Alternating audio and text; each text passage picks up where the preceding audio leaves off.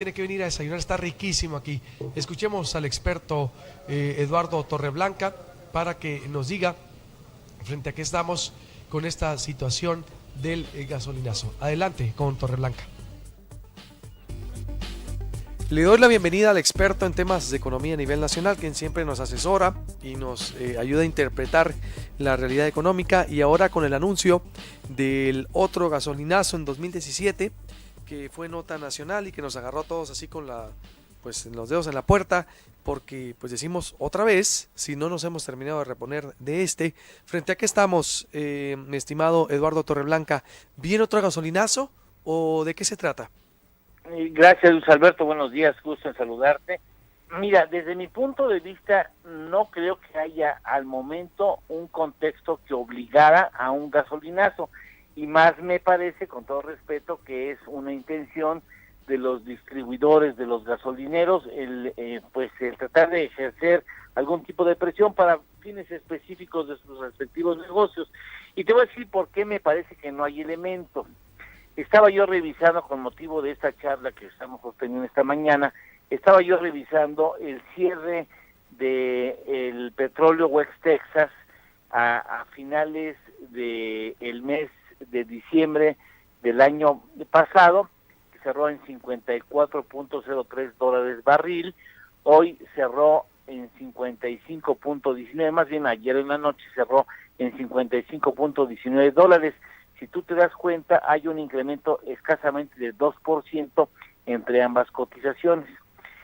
Si vamos al terreno del dólar, el 1 de enero del 2017 la cotización era de 20.73, el punto más alto que hemos tenido con respecto a esa moneda estadounidense fue el 19 de enero con 21.90, y ayer cerró en 19.12 según datos del Banco de México. Es decir, con respecto al último día del año pasado o primer día de este año, hay una apreciación de la moneda mexicana frente al dólar de 8%, y con respecto al 19 de enero, cuando se alcanza la cotización máximo histórica, tenemos una apreciación de 13%. Estos son dos de los elementos que me parece hoy en día no sustentan la necesidad de un incremento en el precio de la gasolina. Ciertamente el precio de la gasolina no se compone solamente con los elementos del precio del petróleo internacional o del precio del dólar en nuestra economía. Hay el precio del mercado del combustible ya refinado, el transporte y almacenamiento y los impuestos. Estos elementos que te doy al menos no justificarían un incremento en el precio de la gasolina. Ahora, si el TLC no marcha y Estados Unidos hace su berrinche y decide salirse del TLC o dar señales específicas de que lo va a hacer, sin lugar a dudas se vendrá una depreciación de nuestra moneda, y eso cambiaría estas variables. Si por alguna razón geopolítica el precio del petróleo se dispara, ciertamente habría otro elemento que podría motivar eventualmente un incremento en el precio, pero por el momento a mí me parece que el asunto no va por ahí. Es ciertamente grave, y no puedo dejar de apuntarlo, el ritmo de importación de combustibles que estamos teniendo en el país, y te doy solamente un par de datos que sé que tú le entiendes y eres suficientemente sensible para entender de qué se trata. Estados Unidos vendió el año pasado 231 millones de barriles de carburante, y México solo le compró 120 millones de esos 231. México está comprando el equivalente, este es un dato terrible, México le compra a Estados Unidos el equivalente a toda la gasolina que adquirieron 68 países al mercado estadounidense. O sea, estamos importando gasolinas a ritmos realmente alarmantes, con un costo muy relevante. Pemex habla de 11.892 millones de dólares el año pasado. Te doy el acumulado. Al mes de septiembre en este año estamos importando 16.000 millones de dólares. Fíjate, con respecto a lo que nosotros importamos todo el año pasado, 11.892, hoy estamos importando a ritmos de 16.000 millones de dólares. Y este es un problema muy serio que habla de la vulnerabilidad que tiene la economía mexicana. O sea, si descomponen elementos sobre los que no tenemos ningún tipo de control, como es el caso del precio de la gasolina, el precio de los refinados ya específicamente, bueno, del petróleo y de los refinados, o se descompone la relación entre peso y el dólar, y esos asuntos indudablemente van a pegar el precio de la gasolina, que es un precio líder. Pero a mí me parece que por el momento no hay elementos, y aunque hubiera, creo que el gobierno tendrá que pensar, Luis Alberto, muy seriamente el aplicar algún tipo de fórmula fiscal para evitar que los precios se descompongan, no solamente por el impacto que tendrán sobre la inflación, como ya hemos visto a lo largo de todo el 2017, sino por un hecho contundente. El año próximo hay elecciones. Pero antes, ¿de dónde sacan, por qué estamos importando tanto, Torreblanca? Es decir, el equivalente a 68 países, le estamos comprando la gasolina el equivalente a 68 países a Estados Unidos. Sí. ¿Por qué? O sea, lo que México importa es prácticamente lo mismo que importan 68 otros países que son clientes de Estados Unidos en la importación de carburantes. ¿Por qué? Pues porque descuidamos a las petroquímicas, porque no le invertimos a las petroquímicas, porque jamás pensamos en que era necesario fortalecer esa capacidad productiva, y porque muchos pensaron que pues era muy fácil adquirir la gasolina en el exterior, y hoy no solamente la estamos adquiriendo a ritmos aproximadamente 60% de nuestras necesidades, porque hemos retrocedido en nuestra capacidad productiva de esos combustibles, sino también, desafortunadamente, ya estamos importando petróleo. ¿Cuándo lo íbamos a pensar? Pues descuidamos también la capacidad productiva, la renovación, el fortalecimiento de nuestras reservas probadas y probables, y ahora estamos pagando las consecuencias.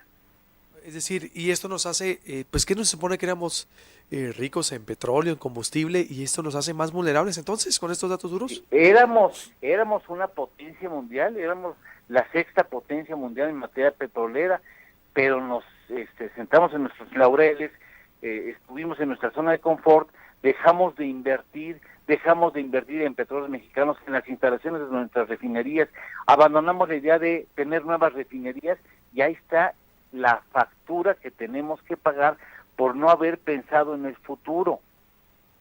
Ese es el problema que estamos arrastrando actualmente.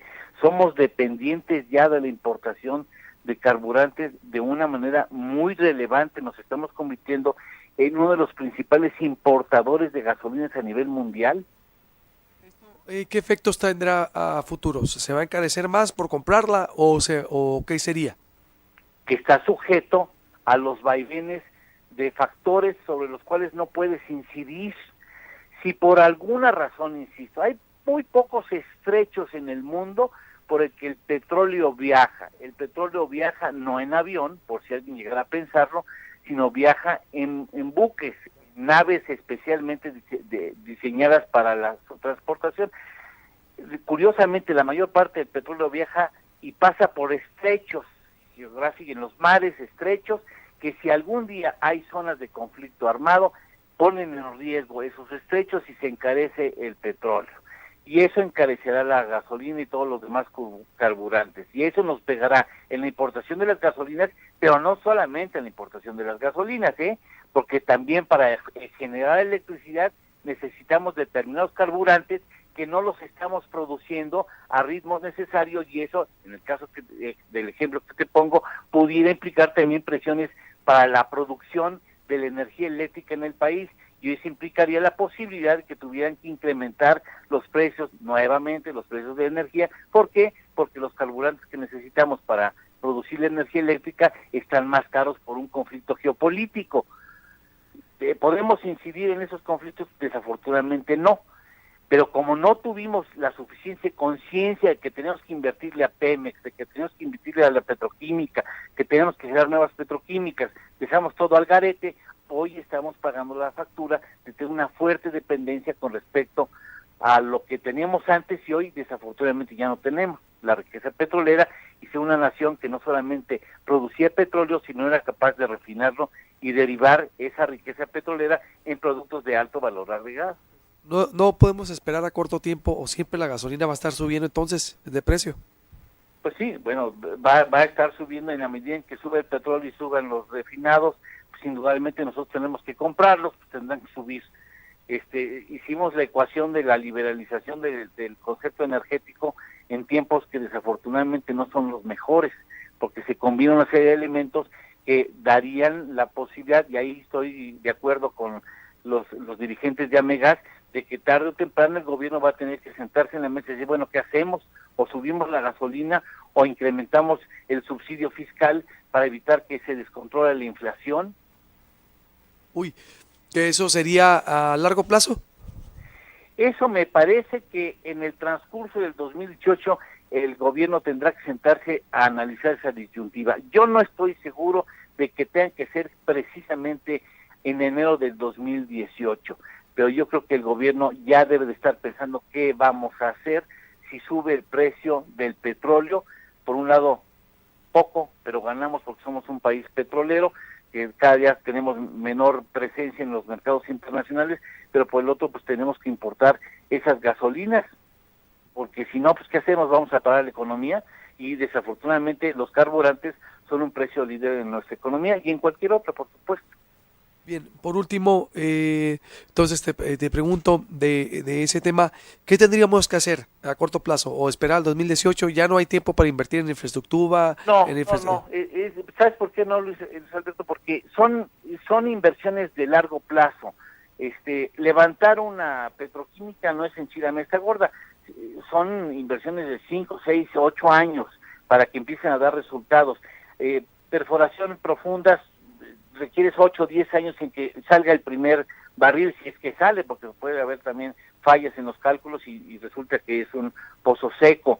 Yo creo que tenemos que replantear qué es lo que vamos a hacer en el futuro, porque no podemos estar sujetos, como ya nos los demostró una vez más el TLC, no podemos estar sujetos a la idea de que las cosas nos cambian en el mundo. Por supuesto que cambian. ¿Cuándo íbamos a pensar que Estados Unidos se iba a portar tan grosero y tan arrogante con el vecino? Pues ni siquiera le conviene por cuestiones de seguridad interna, pues lo está haciendo ya el gobierno estadounidense. Ya nos pone a temblar porque el 82% de nuestro comercio lo hacemos con una sola nación, cuando tenemos acuerdos suscritos que nos abren la puerta a 42 otras economías. Y no, pues nos pareció más cómodo seguirle vendiendo a los norteamericanos, y ahí están los resultados. ¿Vamos a salir adelante, Luis Alberto? Por supuesto que vamos a salir adelante. ¿Va a salir gratis? Por supuesto que no va a salir gratis, la vamos a padecer, pero ellos también, pero ese es otro tema. Qué bárbaro, qué terrible en verdad hacia dónde hemos llegado y en el contexto que estamos. Por último, te pregunto, Eduardo, para no quitarte mucho tiempo, el dólar, ¿cómo está y a cuánto crees que cierre? Mira, depende mucho del factor del TLC norteamericano.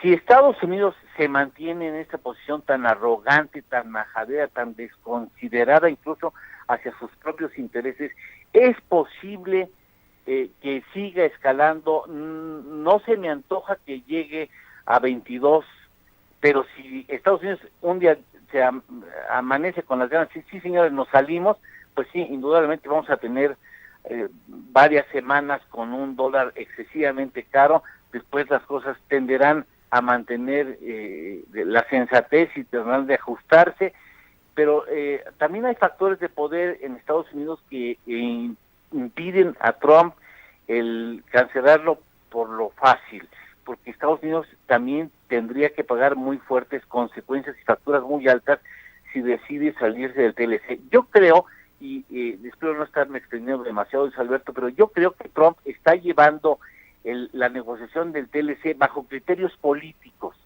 y nosotros insistimos en llevar la discusión y la negociación bajo aspectos técnicos, y ahí está la dificultad. A Trump le conviene que este asunto se extienda después del 2017, le interesa llevar eso a terrenos del 2018, y a nosotros no nos interesa manejarlo en esos terrenos políticos, porque se puede politizar mucho esa discusión y ese análisis. Desde mi punto de vista, creo que el hecho de que Trump se mantenga en esos niveles de beligerancia y de arrogancia con respecto a México puede causarnos muy serios dolores de cabeza que se reflejarán en la paridad, pero también en la llegada de inversiones extranjeras a nuestro país. Entonces, ¿en 22 se quedaría?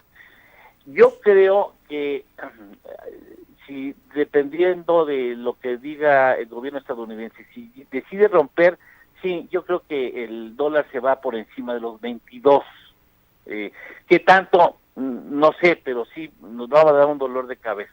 Y después tenderá a bajar conforme pasen las semanas o los meses, como ya sucedió en enero, el 19 de enero del presente año, con esa beligerancia tan absurda que ha mantenido el presidente Trump, llegamos a 21.90. Bueno, pues no ha llegado a esos niveles, se ha reducido incluso 13% con respecto a esa cotización, pero si ya viene un rompimiento, pues sí, vamos a ver cuáles van a ser las consecuencias de ese rompimiento, tendremos que pagar una factura, ellos también, pero finalmente el peso es una moneda más débil que el dólar en los mercados internacionales se está fortaleciendo, mientras que el peso en las últimas semanas ha sido la moneda más golpeada entre las monedas de países emergentes. Uy, pues mi apreciado Eduardo Torreblanca, te agradezco mucho, en verdad, como siempre, magistralmente explicado. Te mando un abrazo y estamos en contacto para la próxima, mi querido. También, que tenga muy buen día, muchas gracias, Alberto, hasta la próxima. Igualmente, Eduardo Torreblanca, especialista en temas económicos a nivel nacional. Continuamos.